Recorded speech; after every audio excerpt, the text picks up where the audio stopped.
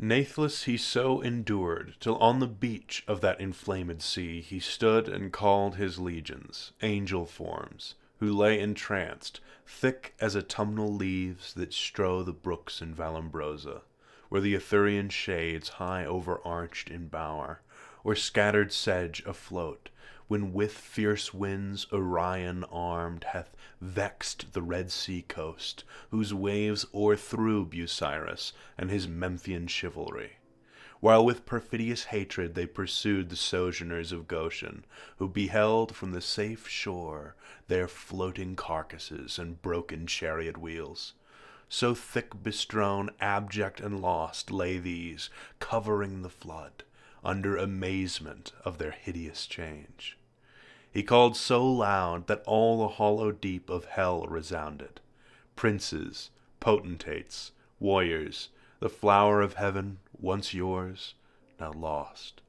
If such astonishment as this can seize eternal spirits,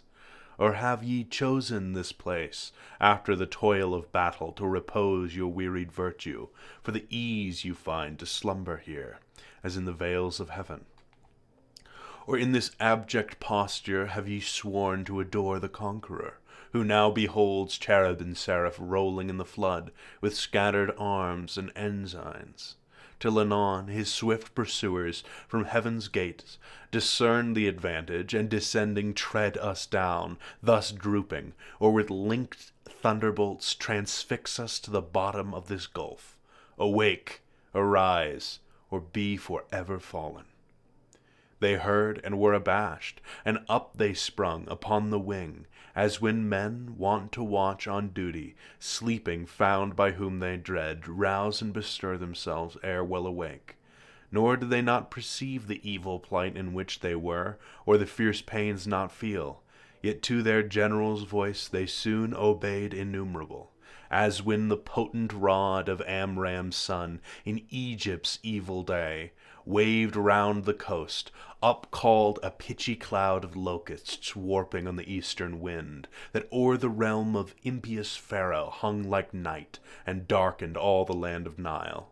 So numberless were those bad angels seen, hovering on wing under the cope of hell, twixt upper, nether, and surrounding fires, till as a signal given, the uplifted spear of their great Sultan waving to direct their course, in even balance down they light on the firm brimstone, and fill all the plain. A multitude like which the populous north poured never from her frozen loins, to pass reign of the Danau, when her barbarous sons came like a deluge on the south, and spread beneath Gibraltar to the Libyan sands. Forthwith from every squadron and each band the heads and leaders thither haste, where stood their great commanders, god-like shapes and forms excelling human, princely dignities and powers that erst in heaven sat on thrones, though of their names in heavenly records now be no memorial, blotted out and razed by their rebellion from the books of life.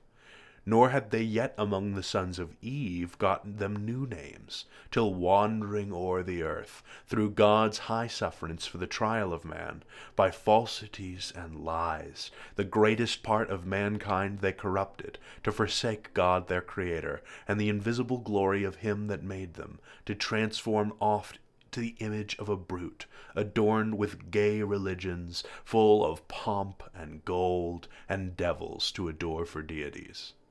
Then were they known to men by various names, and various idols through the heathen world. Say, Muse, their names then known, who first, who last roused from the slumber on that fiery couch, at their great emperor's call, as next in worth, came singly where he stood, on the bare strand, where the promiscuous crowd stood yet aloof. The chief were those who from the pit of hell, roaming to seek their prey on earth, durst fix their seats long after next the seat of God, their altars by his altar, gods adored among the nations round, and durst abide Jehovah thundering out of Sion, throned between the cherubim.